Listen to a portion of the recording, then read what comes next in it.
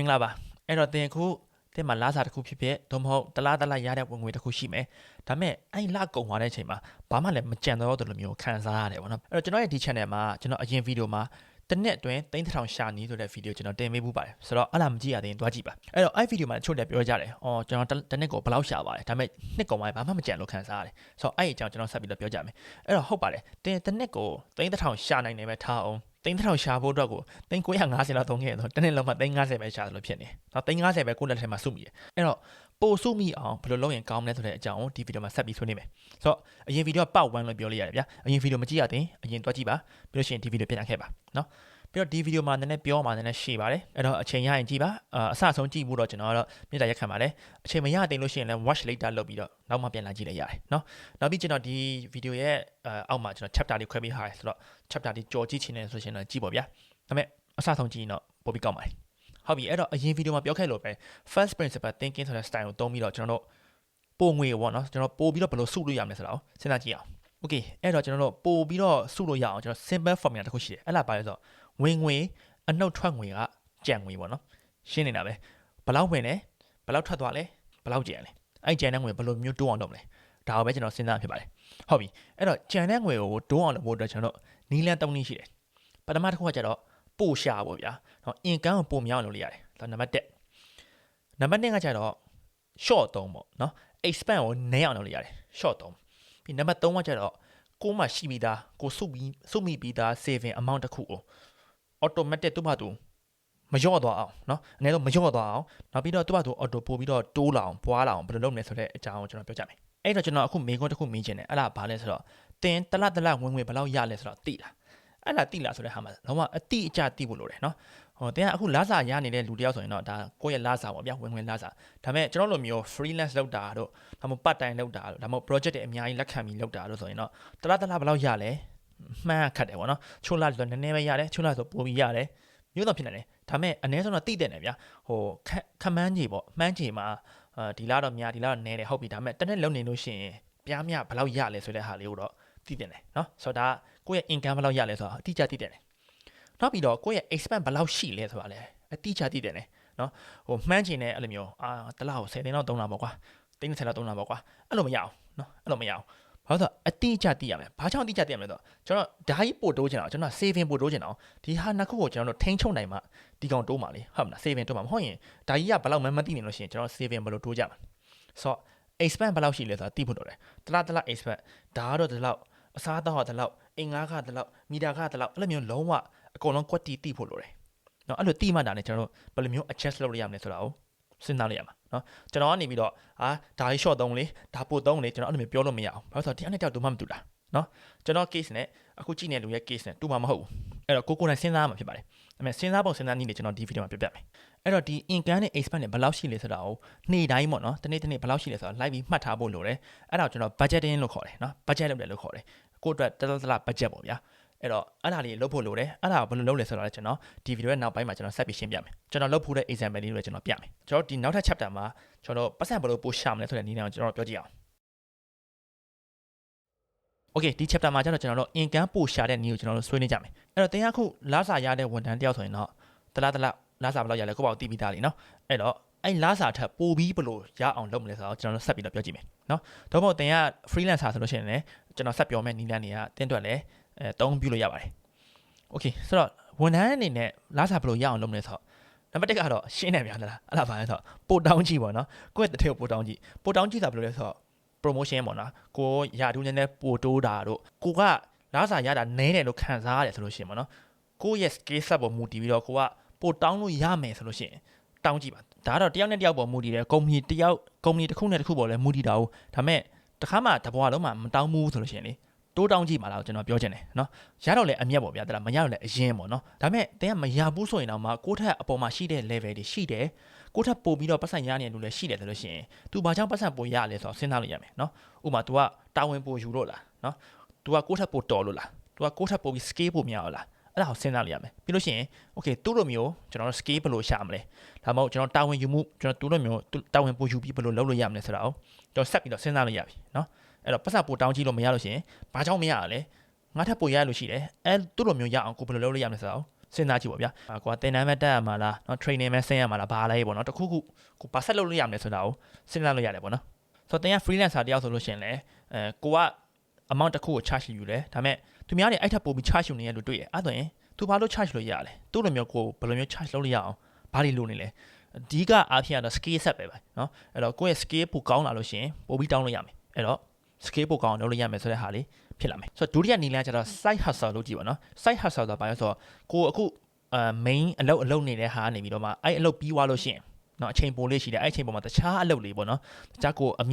န်အလွယ်တကူလုပ်လို့ရတဲ့အလုပ်လေးတွေကိုပြောတာဖြစ်ပါတယ်เนาะဆိုတော့ side hustle လေးတွေဘာလို့ side hustle လေးလုပ်လို့ရမလဲဆိုတော့ကျွန်တော်ဆက်ပြီးတော့ပြပြပေးမယ်ဆိုတော့အဲ့ side hustle လုပ်တဲ့အချိန်မှာစသလုပ်ချင်းကတော့လုံးဝပတ်စံအများကြီးရမှာမဟုတ်ဘူးဗျာတဲ့လားကိုယ့်ရဲ့ main job လောက်ထိရမှာတော့မဟုတ်ဘူးဒါပေမဲ့အဲ့လိုမျိုးစလုပ်ကြည့်ချင်းအဖြစ်ကိုက feeling တစ်ခုရလာနိုင်မယ်ဘာလို့ဆိုတော့နည်းနည်းစူးစမ်းရတာပေါ့နော်ဒီ main job ပြီးသွားတဲ့အချိန်မှာပတ်စံဘယ်လိုထပ်ရှာရအောင်လဲဆိုတဲ့နီးလန်းတွေကိုကခေါင်းကို training ပေးပြီးတော့စဉ်းစားလို့ဖြစ်တယ်ပေါ့နော်ဆိုတော့ကျွန်တော် example လေးပြောမယ်ဆိုတော့ကျွန်တော်နဲ့ပတ်သက်တဲ့ example လေးတစ်ခုကျွန်တော်ပေးမယ်ဆိုတော့ကျွန်တော် session နှစ်ပြည့်တော့ပါနော်ကျွန်တော်ကြောင်းပြီးသွားပြီးအလုပ်မရှိကျွန်တော်အလုပ်တွေပါတော့ရှောက်ကြည့်တယ်နော် company မှာ interview ပါတော့ဖြစ်တယ်ဒါပေမဲ့ကျွန်တော်မအောင်အဲ့လိုကျွန်တော်မဖြေတော့ဘူးဗျာကျွန်တော်မလုပ်တော့ဘူးပတ်စံလည်းမချတော့ဘူးဆိုတော့အဲ့တော့စဉ်းစားတာပါနော်အလုပ်လည်းမရှိဘူးexperience လည်းမရှိဘူးဒါပေမဲ့ပတ်စံရှာခြင်းတယ်အဲ့အချိန်မှာကျွန်တော်ဘာလုပ်လဲဆိုတော့ကျွန်တော်မှာညီလေးဝင်းခွဲတယောက်ရှိတယ်နော်သူကကျွန်တော်ကြောင်းပြီးတဲ့အချိန်မှာသူက6တန်း9တန်းအဲ့လောက်ပဲရှိသေးတယ်။တော့ကျွန်တော်ငယ်တယ်ဗျာ။ဆိုတော့ကျွန်တော်ကြောင်းပြီးသွားတဲ့အချိန်မှာကျွန်တော်ဘာလို့လော့မှမသိတဲ့အချိန်မှာကျွန်တော်သူ့ကိုစပြီးတော့စတင်ပေးတယ်။ဆိုတော့ကျွန်တော်ကြောင်းမှာတော့ကျွန်တော်ကဂုံတူးနဲ့ထွက်ခဲ့တယ်နော်။အဲ့တော့ကျွန်တော်တို့စသွားရမ်းလွယ်တယ်ဗျာ။ဒါပေမဲ့ကျွန်တော်ညီလေးရဲ့ဒီ6တန်းကလေးကိုကျွန်တော်ကသူမသိတဲ့ဟာလေးရှိတယ်။မသိတဲ့ဟာလေးသူကအစကျူရှင်တက်တယ်။ဒါပေမဲ့ကျူရှင်ဆရာမအဆင်မပြေတော့လာငါမင်းတင်ပေးမယ်ဆိုပြီးတော့ကျွန်တော်အင်ခေါ်ပြီးတော့ကျွန်တော်သူ့ပြောပြတယ်။ဒါလို့လောက်ရတယ်နော်။ကျွန်တော်သိခဲ့တဲ့နီးလန်းကိုကျွန်တော်ပြန်တင်ပေးခဲ့ဘူးလေ။ဆိုတော့အဲ့ဒါကျွန်တော်ရဲ့ပထမဆုံးလုပ်ခဲ့တဲ့အလုပ်ပဲဆိုတော့အဲ့မှာတော့ကကျွန်တော်သူ့ guide လုပ်ပေးတာပေါ့နော်ကျွန်တော်ပတ်စံတော့မရအောင်နော်ဘာဖြစ်တော့ကျွန်တော်က guide မှမဟုတ်တာကျွန်တော်သူ့အမေကကျွန်တော်ပတ်စံမပေးဘူးဒါပေမဲ့မင်းကြီးလေးပဲတင်ပေးလိုက်ခွာဆိုတော့ okay ဘာလဲကျွန်တော်လည်း okay ငါလည်းပြင်မရတယ်မဟုတ်တင်ပေးမယ်ဆိုပြီးတော့ကျွန်တော်တင်ပေးတယ်ဆိုတော့အဲ့ဒါကျွန်တော်တို့ကလုံးဝtrial period ပေါ့နော်ကျွန်တော် guide ဘယ်လိုလုပ်လဲဆိုတော့ကျွန်တော်ဘယ်သူမှလာပြီးတော့လာ guide ကဒီလိုလောက်ရပါဆိုတော့ကျွန်တော်ဘယ်သူမှလာမတင်ပေးပါဘူးကိုယ်တိုင်လည်း guide တယောက်ဖြစ်မယ်လို့လည်းမထင်တာဘူးဒါပေမဲ့ဒီလိုပဲတင်ပေးနေအေးမခတ်ပါဘူးလားပေါ့နော်ကိုညီလေးကွာ तू နားလည်ရင်ပြီးရောဆိုပြီးတော့ကျွန်တော်တင်မင်းနဲ့ကျွန်တော်အဲ့တင်ပေးတဲ့အလုပ်ကိုကျွန်တော်ဝါသနာပါလာတယ်ကျွန်တော်သိလာတယ်ပေါ့နော်သူများနားလည်အောင်ဘယ်လိုမျိုးတင်ပေးရလဲဆိုတော့နီးလန်းကျွန်တော်သိလာတယ်ဆိုတော့ကျွန်တော်ညီလေးကိုတင်ပေးနေကျွန်တော်နောက်ထပ်ပေါ့နော်အဲ့တော့ကျွန်တော် guide လုပ်တယ်ဆိုပြီးတော့ကျွန်တော်နောက်ထပ်ကျွန်တော်အမျိုးတည်းမဟုတ်ပါနဲ့တခြားသူတယောက်ကျွန်တော် guide လုပ်ပေးဖို့တယ်10တန်းအဲ့လို O level guide ပေါ့ဗျာ IGCSE guide ပေါ့အဲ့လိုလုပ်ပေးတဲ့အချိန်မှာကျွန်တော်ပတ်စံဆက်ရဘူးတယ်နော်အဲ့ကျွန်တော်ပထမအောင်ဆုံးတော့ပတ်စံဆက်ရဘူးတဲ့ကျွန်တော်ရဲ့ဘဝမှာပထမဆုံးစရဘူးတဲ့ပတ်စံပေါ့ဗျာအဲ့လိုကျူရှင်တင်မိတာပေါ့ဆိုတော့အဲ့လိုမျိုးစတင်ပြီးတဲ့အချိန်မှာကိုယ်တိုင်ပတ်စံရှာတဲ့အချိန်မှာလုံးဝ feeling ကဟာငါပတ်စံရှာနိုင်ပြီဆိုတော့အဲ့ဒီ feeling ကအရေးကြီးတာဘယ်လောက်ရလဲတော့ကျွန်တော်မမိတော့ဘူး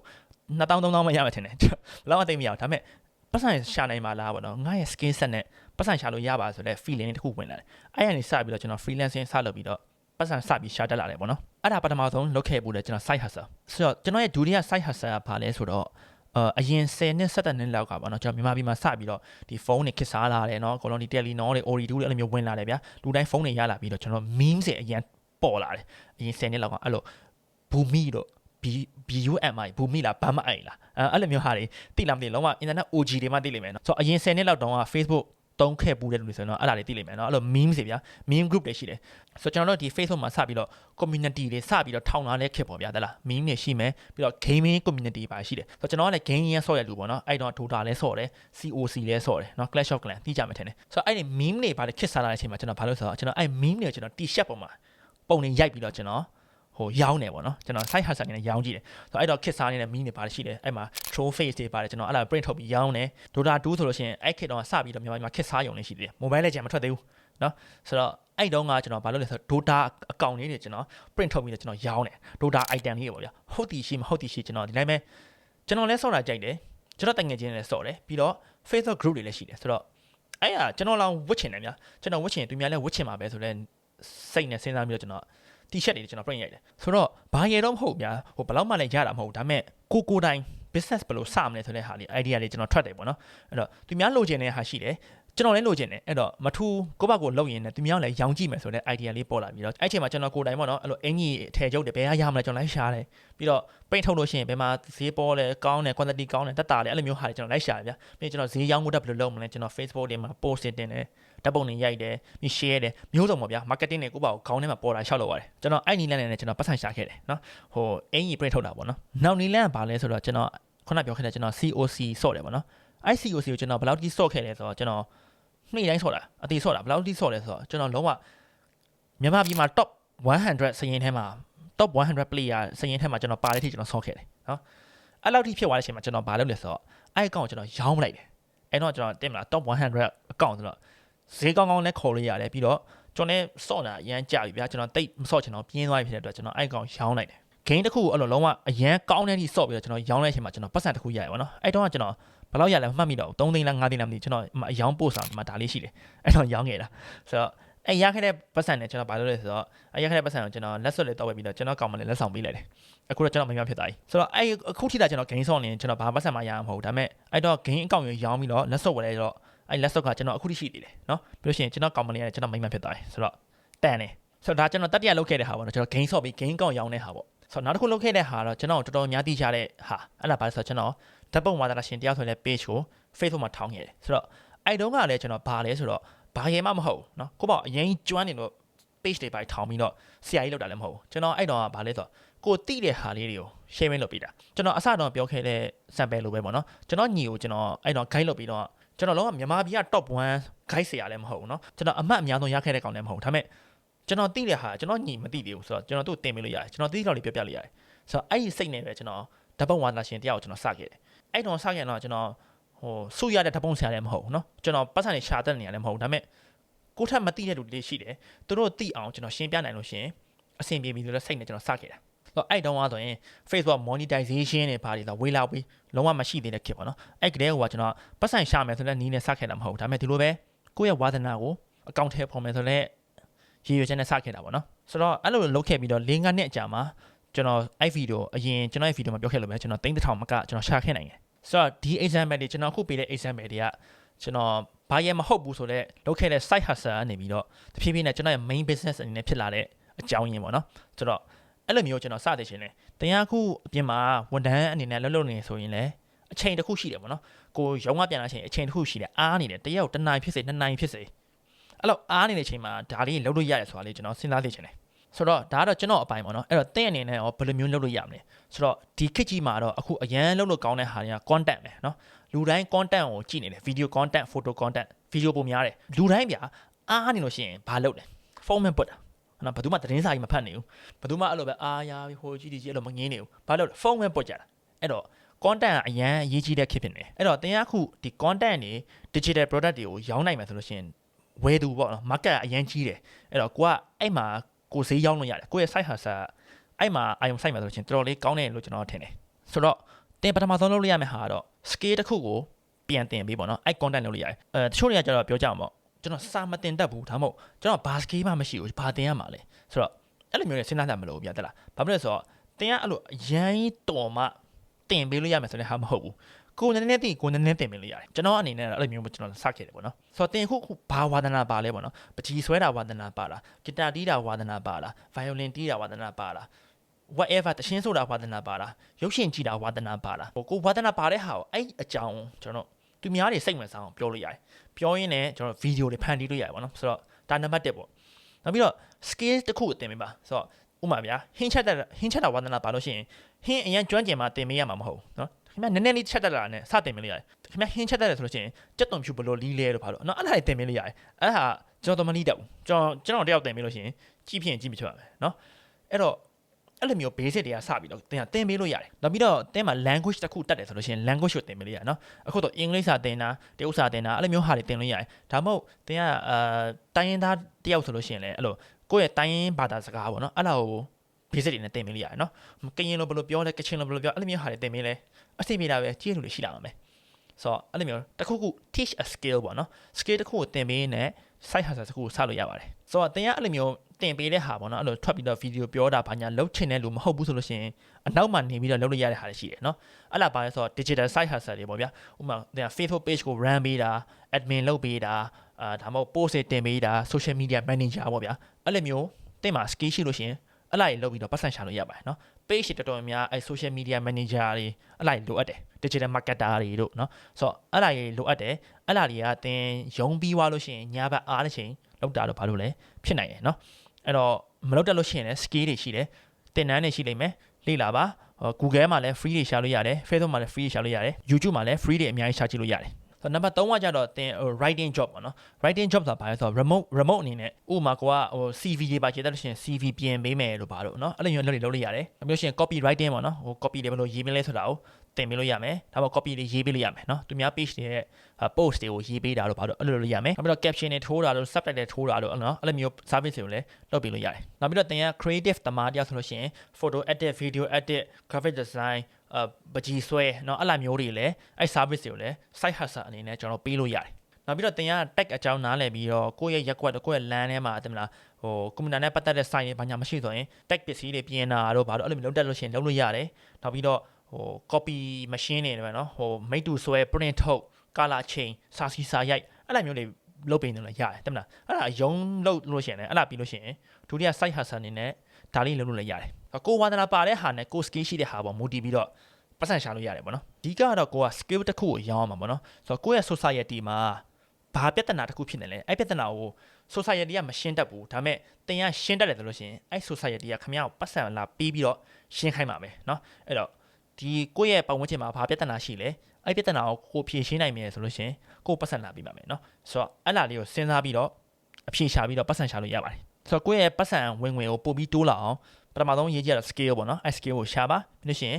ကိုယ့် society မှာဖြစ်နေတဲ့ပြဿနာကိုဖြေရှင်းပေးပါဒါဆိုလို့ရှိရင်တင်တရတလဝင်ငွေပို့တိုးလာဖြစ်ပါတယ်နော်အဲ့ဒါကြောင့်မသိလို့ရှိရင် AI ကိုမေးပါ AI ကိုမေးတဲ့အကြောင်းကိုကျွန်တော်နောက်မှ video ထပ်လုပ်ပေးဦးမယ်အဲ့တော့အဲ့ဒါကြောင့်သိရှင် subscribe လုပ်ထားပါဟုတ်ပြီအဲ့တော့ကျွန်တော်ဝင်ငွေအကြောင်းတော့ကျွန်တော်သိပါပြီထွက်ငွေကိုကျွန်တော်တို့စိုက်ပြီးတော့ပြောကြည့်အောင်အဲ့တော့ကိုတနတလဘလောက်တုံးလဲကိုယ့်ရဲ့ကုန်ကျစရိတ်ကိုသိဖို့လိုတယ်နော်အခုထိမသိသေးဘူးဆိုလို့ရှိရင်ချရေးပါတလဘာတွေဘလောက်ကုန်လဲနေ့တိုင်းပေါ့နော်နေ့တိုင်းဒီနေ့ကဓာတ်တုံးတယ်နောက်နေ့ကဓာတ်တုံးတယ်နောက်နေ့ကဓာတ်တုံးတယ်အဲ့ဒါကတော့ချရေးတင်တယ်တလလုံးရေးပြောတဲ့အချိန်မှာကိုကအိမ်လာခဘလောက်ပေးရတယ်မီတာခဘလောက်ပေးရတယ်အစားတောက်ဘလောက်တုံးလဲနောက်ကိုတငယ်ချင်းနဲ့တွားတာဘလောက်ကုန်လဲအဲ့ဒါတွေအကုန်လုံးသိမှရမယ်အဲ့ဒါတွေသိမှကျွန်တော်တို့ saving ဘယ်လိုတိုးလို့ရမလဲဆိုတော့သိလို့ရမှာကျွန်တော်ဆိုလို့ရှိရင်နေ့တိုင်းတရက်ဘာတွေတုံးလဲဆိုတော့ရေးချရတယ်အဲ့တော့ရေးချဟာတော့ကိုဘာတုံးလဲဆိုတော့သိလာပြီဖြစ်တဲ့အတွက်တချို့ရက်တွေမှာဟာဒါတော့များသွားပြီဆိုလို့ရှိရင်ကျွန်တော်တို့ short လို့ရမယ်နော်ဆိုတော့အဲ့လိုမျိုးကိုဘာတုံးလဲဆိုတော့မြင်နေရမှဒါလေကိုဘယ်လို short မလဲဆိုတော့ဆက်စင်းလာလို့ရမှာဆိုတော့ဒါကတော့ tip number 1ပါနော်ဒုတိယ tip ကဘာလဲဆိုတော့ကို shopping သွားတဲ့အချိန်ပေါ့နော်ကိုဈေးဝယ်ထွက်တဲ့အချိန်မှာ list လင်တစ်ခုရေးပါနော်ကိုဘိုင်သွားဝယ်မယ်ဆိုတော့အရင်ဆုံးအိမ်မှာမထွက်ခင်တည်းကစဉ်းစားဒိုင်းဝယ်မယ်ဆိုပြီးတော့ list လေးရေးပြီးလို့ရှိရင်ကိုရောက်သွားတဲ့ shopping center ပေါ့နော်ကို Ocean တို့ City Mart ဒါတွေရောက်သွားပြီဆိုလို့ရှိရင်ဝယ်မယ်ဆိုတဲ့အတိုင်းပဲဝယ်တခြားဟာတွေရှောက်မဝယ်နဲ့နော်ကို list လေးတစ်ခုလုပ်ထားအဲ့မှာကိုရဲ့ list ကနည်းတယ်လို့ရှိရင်လေအဲ့ဒီ shopping center မှာရောက်လို့ရှိရင်ချင်းတောင်းမဲယူဟိုလှဲမယူနဲ့တွန်းလဲယူနဲ့တွန်းလဲယူတယ်လို့ရှိရင်အဲ့မှာကိုကပစ္စည်းတခြားမလိုအပ်တဲ့ဟာတွေရှောက်ဝယ်မိလိမ့်မယ်ချင်းတောင်းဆိုလို့ရှိရင်ကန်ကလည်းလေးတယ်ဗျာတလားအဲ့တော့ကြာလို့ရှိရင်မကန်ညင်တော့ဆိုတော့ကျွန်တော်အဲ့လာ tip လေးကတော့ list ရှိတယ်အဲ့ list အတိုင်းပဲဝယ်တယ်တခြားပုံမဝယ်ဘူးအဲ့ဆိုရှင်ကျွန်တော် expand နေ short လို့ရတယ်ဆိုတော့နောက်တစ် tip တစ်ခုကကြတော့ကျွန်တော်ပစ္စည်းဝယ်တဲ့အချိန်မှာအများကြီးစုဝယ်ဆိုတာဘာလဲဆိုတော့ကျွန်တော်တို့အမြဲသုံးနေကြဖြစ်တဲ့ tissue တို့သွားတိုက်စီသွားတိုက်တန်နောက်ဆပ်ပြာနောက်ပကံစီဆပ်ပြာနောက်ပြီးတော့တောက်နေကြ coffee တို့ပါတော့အဲ့လိုမျိုးဟာတွေဆိုရင်ကျွန်တော်ကတထုပ်ချင်းစီမဝယ်ဘူးဝယ်တခါလေအများကြီးဝယ်တယ်ဘာလို့များဝယ်လို့ရှိရင်ဈေးပိုတက်တာလေဆိုတော့အဲ့လိုမျိုးဟာကြတော့ကျွန်တော်အများကြီးတစ်ခါလေဝယ်တယ်ဘာလို့တော့တစ်ခါတည်းကုန်ပြီးရင်လုံးဝလှည့်ကြည့်တာမလို့တော့ဥပမာကျွန်တော်ဆိုလို့ရှိရင်အခုကျွန်တော်သုံးတဲ့ရှမ်ပူရှိတယ်အဲ့ရှမ်ပူကျွန်တော်တစ်ခါပဲ10ဘူးဝယ်တယ်10ဘူးတစ်လောက်တဘူးကုန်လို့ရှိရင်ကျွန်တော်10လစာပြီးသွားပြီကျွန်တော်လုံးဝဆက်ပြီးတော့မကြည့်တော့ဘူးနော်နောက်ပိုင်းမှာထွက်လာတဲ့ရှမ်ပူကြော်ညာတွေဘာမှစိတ်ဝင်စားဘူးဘာဖြစ်လဲဆိုတော့ကျွန်တော်ဝယ်ပြီးွားပြီထပ်လဲမကြည့်တော့โอเคနောက်ထပ် tip တစ်ခုကဘာလဲဆိုတော့တင်အဲ့ပစ္စည်းတစ်ခုကိုဝယ်နိုင်လားမဝယ်နိုင်လားဆိုတော့ဆုံးဖြတ်ချက်ပေါ့နော်အဲ့မှာဒီပစ္စည်းတစ်ခုကိုတစ်ခုမဟုတ်ဘဲနဲ့နှစ်ခုဝယ်မယ်ဆိုလို့ရှိရင်တင်ဝယ်နိုင်လားဆိုတဲ့မေးခွန်းမေးပါဥပမာကျွန်တော်ဒီ headphone တစ်ခုဝယ်မယ်နော်ဝယ်မယ်ဆိုလို့ရှိရင်ဒါတစ်ခုဘယ်လောက်လဲငါနှစ်ခုဝယ်လို့ရှိရင်ငါတတ်နိုင်သေးလားဆိုတော့စဉ်းစားနော်နှစ်ခုဝယ်လိုက်လို့ ကိုယ့်ရဲ့ဝင်ငွေကိုယ့်ရဲ့စုတဲ့ငွေရော့ရမယ်ဆိုလို့ရှိရင်ဒါကြီးအဆင်မပြေဘူးနှစ်ခုမဝင်နိုင်လို့ရှိရင်စကြတဲ့တစ်ခုကိုမဝင်နဲ့ဝယ်အောင်မဝင်နဲ့ကျွန်တော်တို့အဲ့လိုမျိုးတတ်ပါတယ်နော်ဥမာရေကဲမတစ်ခုဝယ်စားတယ်နော်ရေကဲမတစ်ခုဝယ်စားတဲ့အချိန်မှာအဲ့ရေကဲမမတော်တဆပြုတ်ကျသွားလို့ရှိရင်နောက်တစ်ခုဝယ်စားရမယ်ဒါပေမဲ့နောက်တစ်ခုဝယ်စားရင်ကိုအရင်စိတ်ပြတ်သွားမလားပေါ့နော်ကိုအရင်ကိုရဲ့ saving ထိခိုက်သွားမလားမထိခိုက်ဆိုရင်တော့ရတယ်ဒီရေကဲမကိုတစ်ခုလည်းရတယ်နှစ်ခုလည်းရတယ်အဲ့လိုမျိုးဆိုရင်ဝယ်စားဒါပေမဲ့ဒီတစ်ခုကိုကျွန်တော်ဝယ်လိုက်မယ်ဝယ်ပြီးတော့မှကျွန်တော်ဒီပစ္စည်းကိုဝယ်လိုက်တယ်ပြီးတော့ဒီကောင်ကြီးပြတ်သွားလို့ရှိရင်ဟာငါကြေကွဲပြီငါတေးပြီပေါ့နော်ငါပတ်စံအများကြီးစုဟာဒါကြီးပြတ်သွားရင်အဲ့လိုမျိုးဖြစ်ပြီဆိုလို့ရှိရင်ဒါတင်ဒီပထမတစ်ခုတော့တင်မတတ်နိုင်ဘူးမဝယ်နဲ့တက်နိုင်ရတဲ့အချိန်ကြာမှလာဝယ်နော်ကျွန်တော်တို့အဲ့လိုမျိုးကိုပါကိုတတ်မှတ်ပါတယ်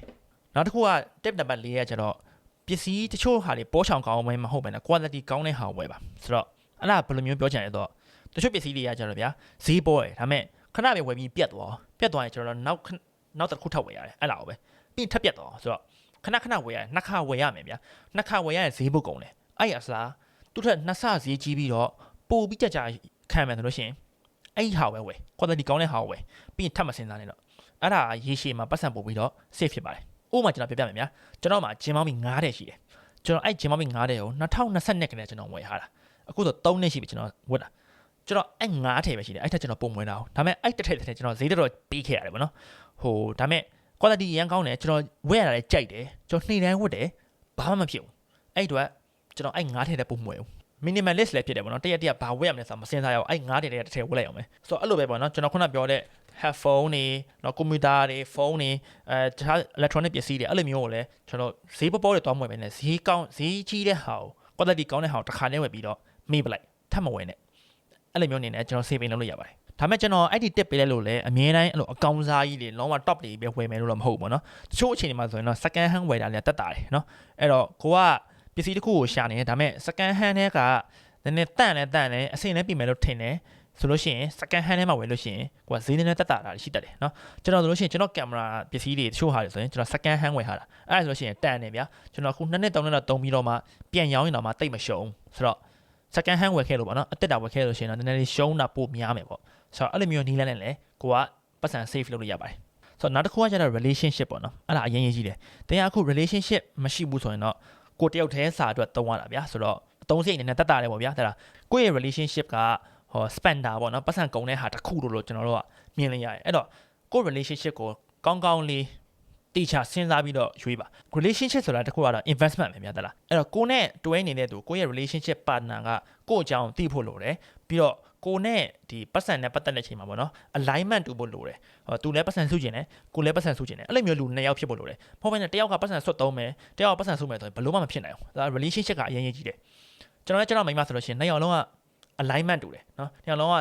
ကျွန်တော်လုတ်ချင်တဲ့ goal ကတူတယ်။အဲ့တော့ဒီဟာဆိုရှင်ဒါပတ်စံဖြုံးတယ်လို့သတ်မှတ်တယ်။ဒါဆိုရှင်တော့တုံးတယ်လို့သတ်မှတ်တယ်။ဒါကတော့တန်တယ်။ဒါကတော့မတန်ဘူး။ကျွန်တော်နှစ်ယောက်လုံးကညှိတယ်ဗျာ။ဆိုတော့ကျွန်တော်တို့မလိုအပ်တဲ့နေရာတွေလုံးဝပတ်စံမကုန်ပြီးလို့ရှိရင်ပတ်စံစုတဲ့အချိန်မှာလည်းတူရေရွက်တူစုလို့ရတယ်။ဆိုတော့ relationship ကအရင်ရေးကြည့်ပါတယ်။ relationship ကပေါ့နော်ကျွန်တော်တို့ပတ်စံတစ်ခုတည်းမကောက်ကျွန်တော်တို့ energy နဲ့အချိန်မှာပေးရတာဟုတ်။ဆိုတော့ကောင်းကန်းစဉ်းစားပါလူကောင်းကိုရွေးပါပေါ့နော်အဲ့ဒါမဟုတ်လို့ရှိရင်အဲ့မှာလည်းပတ်စံအများကြီးကုန်နေရလည်းဖြစ်နိုင်တယ်ဆိုတော့နောက်ထပ် tip တစ်ခုကကြတော့ minimalist ဆန်နေပါပေါ့နော်ဆိုတော့ကျွန်တော်ခုနပြောလို့ပဲကျွန်တော်ဆိုရှင်လိုအပ်တဲ့ပစ္စည်းဆိုရင်ကောင်းတစ်ခါတည်းဝယ်တယ်ပြီးထပ်မဝယ်တော့ဘူးဒါပေမဲ့မလိုအပ်တဲ့ပစ္စည်းလို့ကျွန်တော်ရှောက်မဝယ်ဘူးเนาะကျွန်တော်အိမ်မှာရှိတဲ့ပစ္စည်းတွေအကောင်လုံးကကျွန်တော်လိုအပ်လို့ဝယ်ထားတာမလိုအပ်ရင်မှတ်ထားတယ်ပေးရင်ပေးပလိုက်တယ်ဒါမှမဟုတ်ရောင်းလို့ရရောင်းလိုက်တယ်ပြီးဘယ်တော့မှထပ်မဝယ်ဘူးเนาะအဲ့လိုမျိုးနေပါခုနပြောလို့ပဲကျွန်တော်ဆိုဂျင်မောင်းမီ9တယ်ရှိတယ်အဲ့9တယ်ပဲကျွန်တော်အဲ့ထပ်ပို့ပြီးမလို့ဂျင်မောင်းမီအသက်ထွက်လို့လာလို့ဟိုမှာ shopping center မှာတွေ့လို့ဆိုပြီးကျွန်တော်ထပ်မဝယ်ဘူးပြီးသွားရင်အိမ်မှာ9တယ်ရှိတယ်ပြီးသွားရင်ထပ်မစင်စားတော့เนาะအဲ့လိုမျိုးအနေနဲ့ကျွန်တော်နေပါတယ်ဆိုတော့နောက်ဆုံး tip တစ်ခုကကြတော့ဆင်းလေးတောက်တာနဲ့အရက်တောက်တာပေါ့နော်ဆိုတော့တင်ရအခုဆင်းလေးတောက်တယ်ရက်လေးတောက်တယ်ဆိုလို့ရှိရင်တော့ကျွန်တော်လည်းမပြောတတ်ဘူးဗျာဒါပေမဲ့ဘယ်လောက်ကုန်နေလဲဆိုတော့တလားကိုဘယ်လောက်တုံးလဲဆိုတာရေးလို့ရှိရင်တော့ပေါ်လာလိမ့်မယ်နော်ကိုဆင်းလေးတောက်တာရက်တောက်တာဘယ်လောက်ကုန်လဲကျွန်တော်ဆိုဆင်းလေးလည်းမတောက်ဘူးအရက်လည်းမတောက်ဘူးအဲ့အတွက်ကျွန်တော်ပတ်စံမကုန်ဘူးဗျာအထူးသဖြင့်ဒီထိုင်းမှာဆိုလို့ရှိရင်ဆင်းလေးနဲ့အရက်ကဈေးပိုကြီးတယ်မြန်မာပြည်ကဈေးပိုကြီးတယ်ဆိုတော့အဲ့ဒါကိုတုံးနေမှာဆိုလို့ရှိရင်ဒီထိုင်းမှာတော်တော်လေးကုန်ပါနော်အဲ့တော့ဆင်းလေးအရက်ကအဲ့ဒါဝယ်ရုံနေမကဘူးဗျာတလားအဲ့ဒါကြောင့်ဖြစ်လာမဲ့ကျမ်းမာရေးထိခိုက်မဲ့ဟာတွေကိုလည်းတွက်ကူအောင်မယ်ဆိုတော့ဖြစ်နိုင်လို့ရှိရင်တော့မတောက်နဲ့အခုဆင်းလေးလည်းမတောက်ရက်လည်းမတောက်ဆိုရင်လုံးဝမစပါနဲ့မတောက်ပါနဲ့ပေါ့နော်ပတ်စံကုန်တာပဲဖတ်တင်တယ်ဒါပေမဲ့တင်ခုတောက်နေရဆိုလို့ရှိရင်လည်းဒါကိုကြိုက်လို့ရှိရင်လုပ်ဗျာကျွန်တော်တော့မပြောတတ်ဘူးเนาะကျွန်တော်ခမားဖေးလည်းမဟုတ်အမေလည်းမဟုတ်အဲ့တော့ကိုဘွားကိုလုပ်ချင်တာလုပ်ဒါပေမဲ့ မတောက်အသေးဘူးမစသေးဘူးမစနဲ့ပေါ့နော်ဆိုတော့ကျွန်တော်ခုဒီမှာပေါ့နော်ကျွန်တော် sample လေးပြပေးမယ်ဒါကတော့ကျွန်တော်အရင်2020နဲ့3လပိုင်းတော့သုံးခဲ့တဲ့ sample ပေါ့နော်ဆိုတော့ဒါကတော့ကျွန်တော်အခုလက်ရှိသုံးနေတဲ့ဟာတော့ကျွန်တော်ပြလို့မရအောင်ပြတယ်လားအဲ့လား percent နဲ့ဆိုတော့ကျွန်တော်အရင်2နှစ်3နှစ်ကသုံးခဲ့တဲ့ဟာအကြောင်းကျွန်တော် sample လေးပြပေးမယ်နော်ဆိုတော့ဒါကတော့ကျွန်တော် Google Sheet ကိုသုံးပြီးလုပ်ထားတာပေါ့နော် Google Sheet က free ပါပဲနော် Gmail ရှိရင်တွားသုံးနေရတယ်ဆိုတော့သုံးကြည့်ပါ percent လည်းမပြအောင် okay ဒီမှာဆိုလို့ရှိရင်ကျွန်တော်2020နဲ့ March လတော့ပေါ့နော်ကျွန်တော်ဒီမှာရက်ရေးထားတယ်ပြီးကျွန်တော်ဘာသုံးလဲဘယ်လောက်သုံးလဲပြီးအဲ့လား category ပေါ့နော်ကျွန်တော် category ခွဲတာဆိုတော့တင်ဆန်းအဲ့တော့တင်ဆန်းထားတယ်1000ပေးရတယ်အဲ့တော့ကျွန်တော် food အနေနဲ့ကျွန်တော် category ရေးပေးထားတယ်နော်ပြီးလို့ရှိရင်ကျွန်တော်အဲ့တော့ချောင်းသာသွားတယ်ချိန်မှာစားတယ်ပြီးလို့ရှိရင် second day မှာဒါရေးစားတယ်ပြီးရင်ကျွန်တော် massage သွားတယ်ပြီးလို့ရှိရင်နောက်နေ့စားတယ် massage သွားတယ်ဆိုတော့ကျွန်တော်အဲ့လိုမျိုးရေးထားတယ်ဗျာတလားတရက်ဘိုင်းလုပ်ထားတယ်ဆိုတော့6နေ့ကျတော့ကျွန်တော်ဒါကျွန်တော်မိမဒီစေကန်တက်ပြပေါ့နော်အဲ့မှာ ultrasound ရိုက်ရတယ်ဆိုတော့ဒါကျွန်တော်ရ help ပေါ့နော်ဒါကတော့ကျွန်တော်ကျမကြီးရကုန်ခင်းတဲ့ဟာသွားနှုတ်ရတယ်ပေါ့နော်အဲ့တော့ match လာတော့သွားနှုတ်ခဲ့တဲ့ဟာဆိုတော့အဲ့ဒါဆိုလို့ရှိရင်လည်းဒါ3သိန်းကျော်သူပေးခဲ့ရတယ်ဆိုတော့ပြီးလို့ရှိရင်ကျွန်တော်ဒီမှာ tour clinic နဲ့ပေါ့နော်ဒါကျွန်တော်ပြောစိတ်ကက်ခံရလို့ကျွန်တော်ချင်းမပြောစိတ်ကက်ခံရလို့ကျွန်တော်စေကန်တက်ပြ12000ကုန်သွားအဲ့တော့နော်ပြီးလို့ရှိရင်ဒီမှာ 5bb တလားဘူးကျွန်တော်9000ပေးရတယ်အဲ့လိုမျိုးပါဗျာဒါအသေးစိတ်တွေကျွန်တော်ရေးထားတယ်ဒီမှာကျွန်တော်မာလာရှန်ကောသွားစားတယ်စီဖြည့်တယ်ကျွန်တော်အလှူလုပ်တယ်skin care တွေပဲဝယ်တယ်ကျွန်တော်မိမပြီးရှိရင်ဒီမှာကန်နန်းမဆလာစားတယ်အဲ့တော့ ramen သားစားတယ်ကျွန်တော်ပြီးတီလန်တောက်တယ်aircon 6000နဲ့ဘာလဲတော့မမှတ်မိတော့ aircon စေးခါတာဘာပစ္စည်းဘာလဲမသိတခုပေါ့ပြီးရှိရင်ကျွန်တော်မခီးသွားတယ်နော်ဒါ Belief One Hotel မှာကျွန်တော်36000ပေးခဲ့ရတယ်ပြီးရှင်ကျွန်တော်ကလောသွားသေးတယ်အဲ့တော့ကလောတော့ကလည်းကျွန်တော်တိုင်းကုန်ခဲ့တယ် YKK ကိုစားတယ်နော်အကုန်လုံးမြတ်တလားအသေးစိတ်တွေအကုန်လုံးကျွန်တော်ရေးထားတယ်ပြီးဒီမှာ26နဲ့29နဲ့မှာကျွန်တော်တငယ်ချင်းနဲ့တွားတွေ့တယ်ပေါ့နော်ကျွန်တော်တငယ်တွားတွေ့မှာ13000ကုန်တယ်3000ခွဲကုန်တယ်ဖုန်းလမ်းကြီးကိုကျွန်တော်စားတယ်အကုန်ကျွန်တော်ရေးထားတယ်ဆိုတော့ဒီတစ်လလုံးမှာကျွန်တော်ဘယ်လောက်ကုန်လဲဆိုတော့29သိန်း42,350ကျပ်ကျွန်တော်ကုန်ခဲ့တယ်နော်ပြီးရှင်ဒီဘက်မှာကျွန်တော် income ကျွန်တော်ရခဲ့တဲ့ပတ်စံရပါတော့ဆိုတော့ကျွန်တော်ဒီမှာတင်ကြားမှာကျွန်တော်စာတင်တဲ့ဟာမှာကျွန်တော်9သိန်းကျော်ရခဲ့တယ်ပြီးလို့ရှိရင်ကျွန်တော်ဒီမှာဒါကတော့ training လုပ်တာပေါ့နော် training လုပ်ရင်လည်းကျွန်တော်ရခဲ့တဲ့ပတ်စံလေးရှိတယ်နောက်ပြီးတော့ဒါကျွန်တော် condo တစ်ခုကိုကျွန်တော် video production သွားရိုက်ပြီးတဲ့အချိန်မှာ14သိန်းကျွန်တော်ရတယ်ပြီးရင် CM ပေါ့နော်ကျွန်တော်ရဲ့တင်တန်း online တင်တန်းမှာကျွန်တော်ဒီ March လတော့မှာကျွန်တော်19သိန်းရတယ်ပြီးကျွန်တော် camera ဝယ်ရောင်းလုပ်တယ်အဲ့မှာကျွန်တော်3သိန်း9,000ရတယ်ပြီးလို့ရှိရင်ဒီမှာကျွန်တော်နောက်ထပ်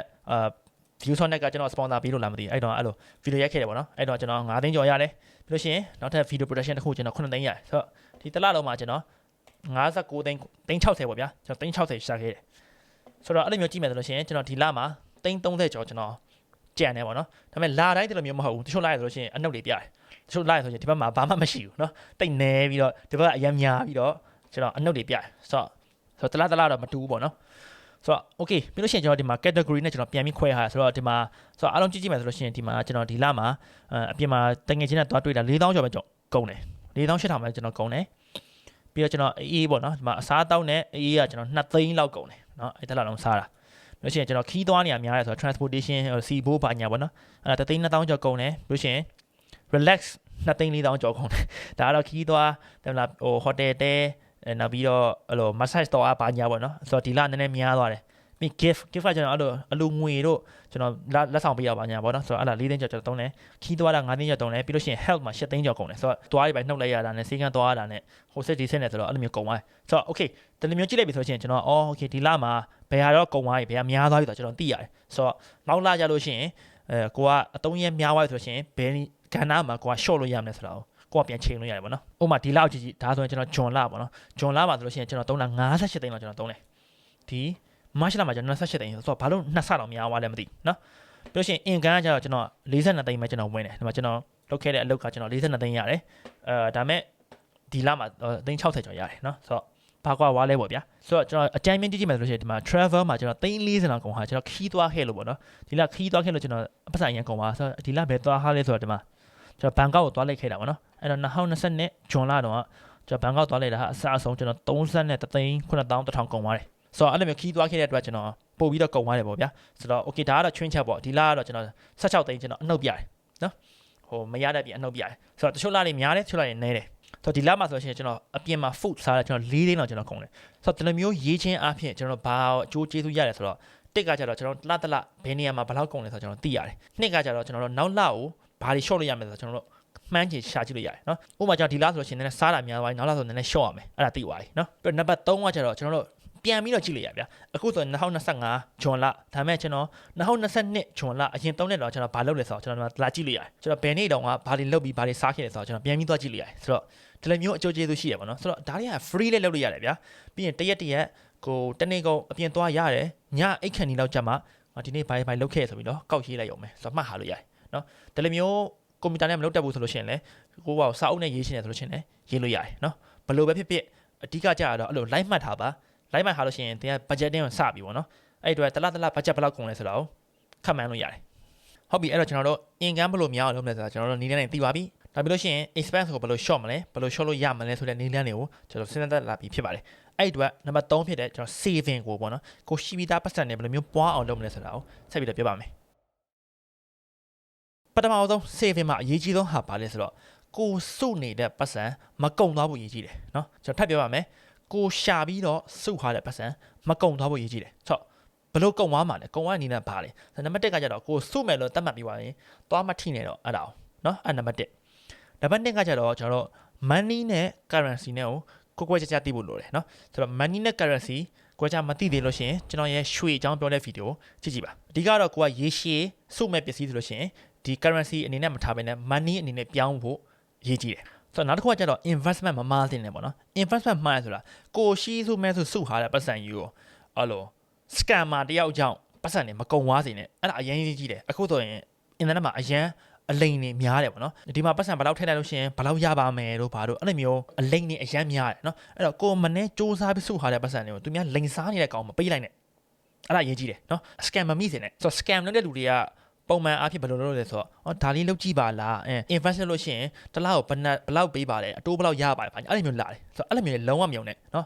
ဒီကဘာအပေါ်မှာget rich quick ပေါ့နော်အမြန်ချမ်းသာဆိုတဲ့နီလန်မရှိဘူးနော်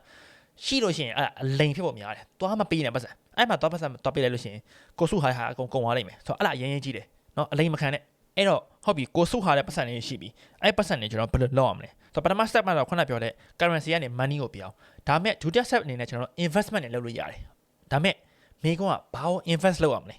မသိဘူးဖြစ်နေရွှေဝယ်ရမှာလားမြေဝယ်ရမှာလားကားဝယ်မှာလားခြံဝယ်ရမှာလားဘာမှမသိ okay ချို့တယ်ကြတော့ရွှေဝယ်ကားဝယ်ခြံဝယ်ဖို့အတွက်တော့ပတ်စံမလောက်ဘူးเนาะဟိုခြံဝယ်ဖို့ဆိုရင်အနည်းဆုံး3000လောက်ရှိမှဖြစ်မှာเนาะ3000ဘယ်ရမှာလဲမရှိဘူး okay အဲ့တော့ရွှေပဲဝယ်ရမှာလားတခြား investment ကိုလုပ်လို့မရဘူးလားမိချနိုင်မယ်အဲ့တော့ကျွန်တော်အနေနဲ့ပြောချင်တာတော့ investment လုပ်ပါ investment လုပ်တဲ့အချိန်မှာ asset တွေကိုဝယ်ပါဟုတ်ပြီဆိုတော့ asset တွေကဘာလဲဆိုတော့ asset ဆိုတဲ့အရာတစ်ခုကဘာလဲဆိုတော့တင်းကိုပတ်စံပြန်ရှာပေးနိုင်တဲ့ပစ္စည်းဆိုရင်အဲ့ဒါ asset လို့ကျွန်တော်သတ်မှတ်တယ်เนาะဆိုတော့ asset ကတော့မြန်မာလိုတိုက်ရိုက်ပြန်ရင်တော့ပိုင်ဆိုင်မှုပေါ့ဒါပေမဲ့ကိုယ်ပတ်စံပြန်ရှာပေးနိုင်တဲ့ပိုင်ဆိုင်မှုကိုဝယ်ပါဆိုတော့အဲ့ဒါများဘယ်လိုမျိုးလဲဥပမာကျွန်တော်ဆိုလို့ရှိရင်ကျွန်တော်ကကင်မရာရိုက်တယ်ပေါ့နော်ကျွန်တော်ဓာတ်ပုံရိုက်တယ်ဗီဒီယိုရိုက်တယ်ဆိုတော့ကျွန်တော်တို့ကကင်မရာပစ္စည်းတွေကဒီကင်မရာပစ္စည်းကိုသုံးပြီးတော့ကျွန်တော်ပတ်စံရှာတတ်တယ်အဲ့ဒီအတွက်ကျွန်တော်တို့ asset တွေကကင်မရာပစ္စည်းတွေဖြစ်တယ်အဲ့ကြောင့်ကျွန်တော်ဆိုကင်မရာတွေမှာကြည့်ကျွန်တော်ကင်မရာတွေမျိုးစုံဝယ်ထားတယ်နော်ဒီမှာကင်မရာတွေရှိတယ်ဆိုတော့အဲ့ကင်မရာတွေကကျွန်တော်တို့က asset ဒါပေမဲ့တင်းအနေနဲ့တင်းကကင်မရာသမားမဟုတ်ဘူးဆိုလို့ရှိရင်ကင်မရာငါ asset ဝယ်မယ်ဆိုပြီးတော့ကင်မရာလာဝယ်လို့မရဘူးเนาะတင်းထွက်ကင်မရာ expand ဖြစ်နေเนาะဘာလို့ဆိုတော့ကင်မရာနဲ့ပတ်စံမှမရှာတတ်တာเนาะမရှာတတ်လို့ရှိရင်ဒါအလကားဖြစ်သွားမယ်ဆိုတော့ကျွန်တော်ကင်မရာဝယ်တယ်ဆိုတာကျွန်တော်ရဲ့ business တွေကိုပြန်ပြီးတော့ investment လုပ်တာเนาะအဲ့ဒီတိုင်းပဲတင်းကလည်းတင်းရဲ့ business တစ်ခုရှိလိမ့်မယ်အဲ့ business တွေကို invest လုပ်ကို့မှာ business မရှိဘူးဆိုလို့ရှိရင်နံပါတ်1ကဘာလဲဆိုတော့ကိုယ့်ရဲ့ skill set ကို့မှာကိုပြန်ပြီး invest လုပ်เนาะအဲ့ဒါဘာလဲဆိုတော့ကိုအခုပတ်စံပို့ရှာလို့ရအောင်ကိုဘာလိုအပ်နေလဲဘာ scale လိုအပ်နေလဲဟို marketing အကြောင်းသိဖို့လို့လားဟိုကြောင်းမဲ့တက်ပြီးတော့ဘွဲတစ်ခုယူရမှာလားဘာလဲပေါ့နော်တင်တန်းမဲ့တက်ရမှာလားပစ္စည်းဝယ်ရမှာလားအဲ့ဟာကိုရှာအဲ့ဒါရှာပြီးတော့အဲ့ကို invest လုပ်ဥပမာတင်ကအင်္ဂလိပ်စာတက်လိုက်လို့အင်္ဂလိပ်စာတင်တန်းတက်လိုက်လို့အင်္ဂလိပ်စာတက်သွားပြီဆိုလို့ရှိရင်ကိုယ့်ရဲ့အလုပ်မှာယာတူးတိုးနိုင်လားအဲ့ဆိုရင်အဲ့ဒါတက်နော်ဒါမှမဟုတ်ဒီ training တက်လိုက်လို့ဒီ diploma တက်လိုက်လို့ရှိရင်ပတ်စံပို့ရှာလို့ရနိုင်မလားအဲ့ဆိုရင်တော့တက်ဒါမှမဟုတ်တင်ရပစ္စည်းတွေဝယ်ရောင်းလို့တက်ဆိုရှင်ဒီပစ္စည်းကိုဝယ်ပြီးလို့ရှိရင်ပြန်ရောင်းအဲ့ဆိုရှင်ကိုကအမြတ်တစ်ခုရနိုင်လားအဲ့ဆိုရင်အဲ့ဒါကိုဝယ်နော်ကိုပေါ်ပိုင်းမူတည်တယ်ဆိုတော့ကိုနဲ့ပတ်သက်တဲ့ဟာဘာရှိလဲပေါ့နော်ကိုလုပ်ငန်းနဲ့ပတ်သက်တဲ့ပစ္စည်းကဘာရှိလဲအဲ့မှာပဲ invest လုပ်စီခြင်းတယ်အဲ့မှာ invest လုပ်လို့ရှိရင်တစ်ကိုကနားလေဖြစ်တဲ့အတွက်ကိုအလိန်ခံရတာနည်းမယ်နော်လို့ရှိရင်နှစ်ကိုရဲ့အလုပ်တွေကိုပို့ပြီးတော့ကိုဝါသနာပါတဲ့ဟာလုပ်လို့ရမယ်အဲ့နဲ့လည်းပတ်စံဆက်ရှာလို့ရမယ်ဆိုတော့အဲ့ဒါဘာဝယ်မလဲမသိလို့ရှိရင်တော့လောဆယ်ကို currency အနေနဲ့မထားတာပဲနဲ့ money ကိုပြောင်းတာပြီးတော့မှဘာဝယ်မလဲဆိုတော့အေးဆေးစဉ်းစားလို့ရတယ်နော် investment တော့လောမလုပ်နဲ့နော်ကိုမလုပ်တတ်တဲ့ဟာထဲမှာတွားပြီး invest လုပ်လိုက်လို့ရှိရင်မှားတတ်တယ်နော်သူများကဒီဟာဝယ်လိုက်ဒီခြံဝယ်လိုက်ဟဲ့အောင်9နှစ်နေမြတ်မယ်လို့ပြောပြီးတော့မှကိုကနားမလဲပဲတွားဝင်လိုက်လို့မှားသွားရင်ဘယ်လိုလုပ်မှာသူပြောပြီးမှလည်းမဟုတ်သူကပြောပြီးအားချောင်းပြီးလက်သွားတယ်နော်ဆိုတော့ ကိုယ့်ဘက်ကိုကျွမ်းကျင်တဲ့နေရာမှာပဲ invest လုပ်ပါ okay အဲ့တော့ဒီ video လည်းအရင်ရှင်းနေပြီကျွန်တော်လည်းလက်ချောင်းနဲ့နာနေပြီဆိုတော့ conclusion နဲ့ကျွန်တော်ပြောမယ်conclusion ကဘာလဲဆိုတော့သင်ဒီ video ကြည့်ပြီးတော့ idea လေးရလာမယ်ကျွန်တော်ယုံကြည်ပါတယ်ဒါပေမဲ့ချက်ချင်းကြီးတစ်ခါတည်းမနှက်ဖြစ်တဲ့တစ်ပတ်ခါပဲ save နေတိုးလာမှာတော့မဟုတ်ဘူးเนาะဒါဖြည်းဖြည်းချင်းစုပြီးတော့ကျင့်ယူရတဲ့ skill တစ်ခုဖြစ်ပါတယ်ပြီးလို့ရှိရင်သင်တလပတ်စံရှာလို့ကုန်သွားတယ်ဆိုလို့ရှိရင်လည်းမစုမိလို့ပဲအားလည်းမငယ်နဲ့ဘာပဲဆိုတော့ကျွန်တော်ကိုယ်တိုင်လည်းတချို့လာရဆိုလို့ရှိရင်ဘယ်တော့မှမစုမိဘူးရှာသမျှဟာအကုန်ပြန်သုံးဖြစ်တယ်ပေါ့နော်အခုခေတ်ကစီးပွားရေးရှာခတ်တာ哦ဆိုတော့ရှာရတာခတ်တယ်ဟိုစေမတိတ်မဖြစ်သွားဘူးဆိုလို့ရှိရင်လည်းတိတ်ပြီးတော့ကိုယ့်ဘက်ကိုအပြစ်တွေမတင်နဲ့ပေါ့ဗျာတိလားပြောချင်တာဟိုတချို့လာရဆိုလို့ရှိရင်ရမယ်တချို့လာရမရဘူးဒါပေမဲ့ at least ဒါတွေကိုလုပ်နေမယ်ဆိုလို့ရှိရင်တော့ကိုကအမြဲ try နေမယ်ဆိုလို့ရှိရင်တော့ချိန်ရလို့ရှိရင်တော့ saving တွေပို့ပြီးတိုးလာမှာပေါ့နော်ဆိုတော့သူများတွေကတော့ဘလောက်တောင်စုမိတယ်ငါတော့ဘလောက်မစုမိဆိုပြီးတော့တွားပြီးတော့လည်း compare မလုပ်နဲ့ဆိုတော့ compare လုပ်လို့ရှိရင်ကိုပဲစိတ်ဒဏ်ရာရတယ်ပေါ့ဗျာဆိုတော့မလုပ်နဲ့သူများတွေဘလောက်ပဲစုကိုအနေနဲ့ကိုအရင်လထက်ဒီလပို့စုနိုင်ပြီဆိုလို့ရှိရင်ဒါကိုအတွက်ကကောင်းတယ်ပေါ့ဗျာဆိုတော့ကျွန်တော်လည်းတချို့နှစ်တွေဆိုလို့ရှိရင်ကျွန်တော်ကိုကပြန်တွက်ကြည့်တဲ့အခါမှာတစ်နှစ်လုံးနေမှာ 5% 10% အဲ့လောက်ပဲစုမိတာလေးလည်းရှိတယ်ဒါပေမဲ့မြန်မာကျပ်ငွေနဲ့တွက်တယ်ဆိုလို့ရှိရင်တော့များလာတာပေါ့ဗျာဒါလားမြန်မာကျပ်ငွေနဲ့တွက်များလာဒါပေမဲ့အဲ့လောက်ရောများလာလို့ကျွန်တော်ခေါ်လို့မရအောင်ဘာဖြစ်လဲဆိုတော့ကျွန်တော်တို့ money နဲ့ currency ကွဲပြီဆိုလို့ရှိရင်ပေါ့နော်ကျွန်တော် money ကအရင်ပွားလာတယ်လို့မဟုတ်ဘူးဆိုတော့အတင်းအတွက်လည်းဒီ video တစ်ပုတ်လုံးကြည့်ပြီဆိုလို့ရှိရင်အရင် information အရင်များမယ်လို့ကျွန်တော်ထင်တယ်အဲ့အတွက်နားမလည်လို့ရှိရင်ပြန်လာပြီးကြည့်ပါဒီ video save မှတ်ထား watch later လုပ်ထားပြီးရင်ပြန်လာကြည့်လို့ရတယ်နော်နောက်ပြီးတော့ကျွန်တော်နောက်ဆုံးပိတ်တစ်ခုပြောချင်တာပါလဲဆိုတော့ကိုယ့်ဘက်ကိုဘယ်လောက် save လုပ်ချင်လဲဆိုတော့အမောင့်တွေတစ်ခုကိုမှန်းထားပါတော့အရင်အများကြီးလည်းမမှန်းနဲ့ဘာလို့ဆိုတော့မဖြစ်နိုင်တဲ့အမောင့်ကြီးမှန်းပြီးတော့မှမရောက်လို့ရှိရင်ကိုယ်ပဲစိတ်တန်ရရမယ်နော်စိတ်မကောင်းဖြစ်မယ်ဆိုတော့ဘယ်လောက် safe မယ်ဆိုတာတော့မှန်းတာဘာပဲဆိုတော့လူဆိုတာလောဘတက်တယ်ဗျာအဲ့တော့နည်းနည်းလေးဥမာကိုမှန်းထားတဲ့လောက် safe လုပ်နိုင်ပြီလို့ရှိရင်ကိုအဲ့ထပ်ပို့ပြီးလိုချင်တယ်နော်အဲ့လောဘဘယ်တော့မှမပြီးဘူးအများများတက်လာတယ်ဆိုတော့ကိုလောဘကိုလည်းထိန်းနိုင်ဖို့လိုတယ်အဲကြောင့်အမောင့်တစ်ခုသတ်မှတ်ထားပါအဲ့လောက်ရပြီဆိုရှင်ပြပပဲနေပါဘာလို့ကိုဘယ်လောက်ပဲချမ်းသာကို level တစ်ခုရောက်သွားဆိုရင်နောက် level တစ်ခုကိုအမြဲမှန်းတယ်ဒါကလူတဘာဝပဲเนาะဆိုတော့ကိုလောဘကိုနိုင်မို့လည်းရေးကြည့်တယ်ဒါပေမဲ့ဒီဗီဒီယိုကြည့်ပြီးတော့ saving အကြောင်းတွေသိပြီလို့ထင်ပါတယ်အဲ့တော့တင်တလားဒီထက်အရင်ထက်ပိုပြီးစုနိုင်ပါစေလို့ကျွန်တော်ဆုတောင်းပေးပါတယ်ဒီဗီဒီယိုအဆုံးထိကြည့်ပေးလို့လေကျွန်တော်ဒီစာအုပ်အနီပုံလေး comment ထဲမှာရေးပေးပါဒီဗီဒီယိုသူများတွေကိုတငယ်ချင်းတွေအသိအောင်လဲ share လုပ်ပေးပါကျွန်တော်ရဲ့ page ကိုလည်း subscribe လုပ်ထားပါမိပါနဲ့ okay အားလုံးပဲကျေးဇူးတင်ပါတယ်ကျွန်တော်နောက်ဗီဒီယိုပြန်လိုက်ကြမယ် bye bye